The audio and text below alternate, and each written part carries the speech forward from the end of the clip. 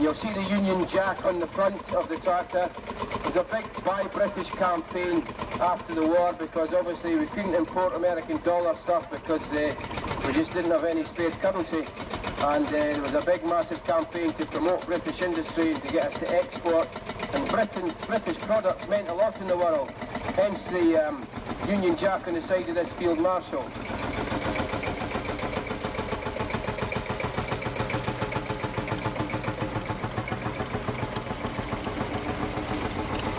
Right, okay. Could the owner of a grey and gold Ferguson 35 registration PVN 661, could you shift it please? We need to make room for the steam engine. So if you're a grey and gold Ferguson PVN 661, could you please shift it so we can get the steam engine through please? Thank you. Now, we've talked about the Field Marshals. Green in colour, and we're followed by another American green, John Deere. And Hamish McLaren leads the way with a lovely 1947-ish John Deere Model D. Now this tractor's celebrating a little bit of an anniversary this year. It's 90 years since they started making the Model D. And then this tractor was in production for an amazing 30 years. And they phased them out in 1953, and the last of them were assembled in the street in the factory at Waterloo in Iowa in March 1954 for the final delivery. Such was the popularity of these tractors when the American farmers heard they were going out of production. There was a massive surge of orders, so they had to build the last of them out in the street as the production line was geared up for the new models. It's two-cylinder, horizontal engine, starts on petrol, runs on paraffin, but they said that these tractors could just about run on creosote.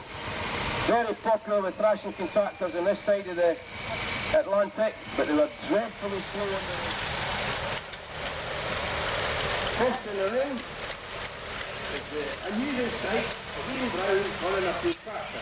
He has been associated with folk tractors and now New Holland for a very long time, but he has a lovely original Nuffield that has a lot of nice local history in his collection.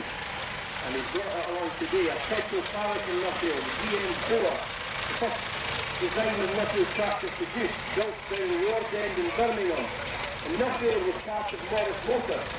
And Nuffield is actually a little village in Oxfordshire. It's where Sir Henry Morris was born and grew up. And when it came time to bring out his own range of tractors after the war, he called them Nuffield after his home village. And when he got his knighthood and got his title of Lord Nuffield, he took his title of the little village, Lord Nuffield, Henry Morris, who was the man behind Morris Cars. Now, another interesting Nuffield. This is a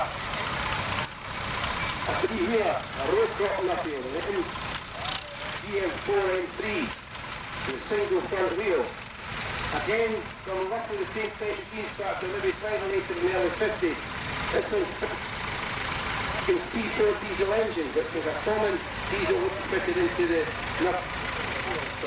It looks like they've got to run a clear route through, so I want all the public to stay well back of this big engine. Because if that thing run over your toes, you'd know about it. And I hope John Eccles is kicking about with that chequebook as well, because we've a charity cheque presentation to do. And if my old friend Doddy Weir's kicking about somewhere, Doddy, if you come back in the ring, we'll get you to take part in the presentation as well. I'm kind of using Doddy a lot because I'm basically wanting him to give us the money and join the club as part of a membership recruitment. And if you're interested in what we're doing, if you go over to the main marquee, the ladies over there would only be too happy to fill in the application form for you to join our club. This is one of the big highlights of the year, but we do have lots of other activities. The cheque we're going to present shortly was money raised at our annual spring root run, which this year took place in the Cooper area. And then we have hopefully two, when the weather's kind to us, ploughing matches in the autumn. And we have club meetings throughout the year on the second Wednesday of the month in the Lomond Hotel Fookie, where we have a range of interesting topics and speakers. So a nice display again of miscellaneous tractors. And again, if you've got a tractor entered in a special fruit theme, you're more than welcome to bring it into the one make parades. So if you've got a narrow Ferguson or a narrow Massey Ferguson or a David Brown, you're more than welcome to put them into these distinctive parades.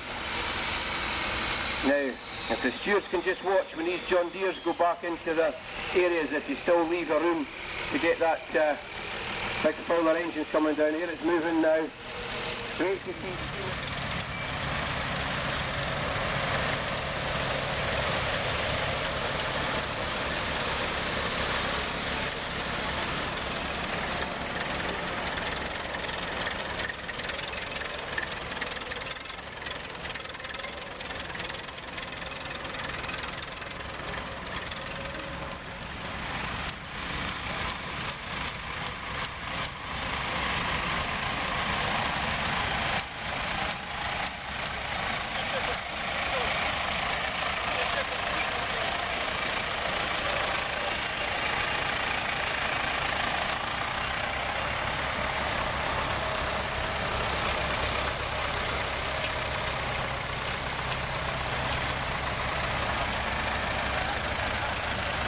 There we go, a lovely line-up of tractors there. I don't think I gave him a name check.